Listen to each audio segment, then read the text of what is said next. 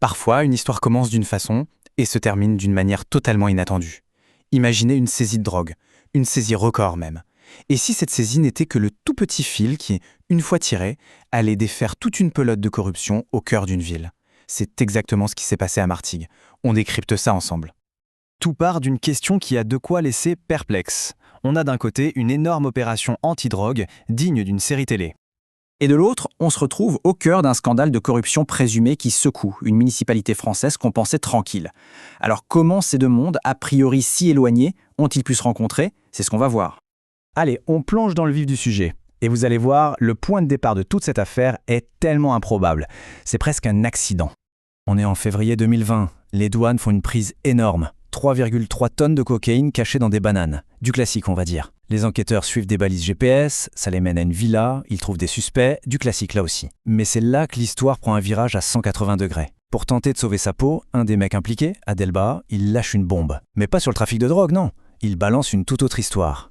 Un système de marché public truqué au sein de l'office HLM de Martigues, la Semivim. Et hop, en avril 2021, le parquet ouvre une toute nouvelle enquête. L'affaire de Stup vient de se transformer en affaire de corruption. Du coup, les projecteurs se tournent vers ce fameux système. Qui était à la manœuvre et comment ça fonctionnait d'après les accusations? Au cœur du réacteur, on trouve un couple. D'un côté, Patricia Baptiste. Elle est directrice du patrimoine à la Semivim, c'est aussi une figure politique locale importante. Et de l'autre, son compagnon, Adel Batchea, celui qui a tout balancé. Le mécanisme présumé, il était assez simple. Batchea aurait servi d'intermédiaire. Il donnait les bons tuyaux aux entreprises du bâtiment pour qu'elles gagnent les appels d'offres. Et en retour, le couple aurait touché des commissions. Ce qui est fascinant, c'est quand on compare leur train de vie aux revenus officiels. Alors, pour bien comprendre l'ampleur du truc, partons de la base. Le salaire mensuel officiel d'Adelba, en tant que médiateur social, 1 800 €. Bon, un salaire correct, mais rien d'extravagant, on est d'accord. Sauf que, voilà, le premier chiffre qui coince. Les enquêteurs découvrent que sur seulement 2 ans, il a retiré 300 000 € en liquide.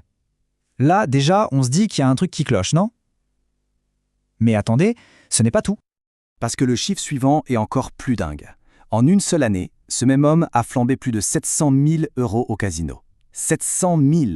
Avec un salaire de 1 800 €, l'équation est juste impossible à résoudre. Ça soulève forcément d'énormes questions sur l'origine de cet argent. Et cet argent, d'après l'accusation, il venait des entreprises qui profitaient du système. Les pots de vin, ça pouvait être de l'argent cash, bien sûr, mais pas seulement. Ça pouvait être des voyages ou même des matériaux de construction livrés gratuitement pour des travaux personnels. Bref, un système de corruption aux multiples facettes. Avec tous ces éléments en main, les enquêteurs ont évidemment tiré sur le fil. Et ce qui n'était qu'une affaire de corruption a commencé à faire tomber des dominos au sein même de la municipalité. Le premier domino tombe fin 2021. Le couple Baptiste-Baha est mis en examen et file en détention. Mais ce n'est que le début de la vague. Au printemps suivant, en 2022, elle emporte d'autres personnes. La directrice générale de la Semivim, puis 2 élus de la ville. Tous mis en examen pour favoritisme. 3 entreprises du bâtiment sont aussi rattrapées par la patrouille. L'étau se resserre dangereusement autour de la mairie. L'enquête ne pouvait pas s'arrêter en si bon chemin. La question que tout le monde se posait à Martigues, c'était jusqu'où cette affaire va-t-elle remonter? Et la réponse, elle est tombée comme un coup près. Le maire lui-même, Gaby Charroux, qui a aussi été le président de la Semivim jusqu'en 2023, se retrouve à son tour mis en examen. Pour la ville, c'est un véritable séisme politique. Alors attention, il y a un point crucial ici, c'est le motif de la mise en examen, favoritisme.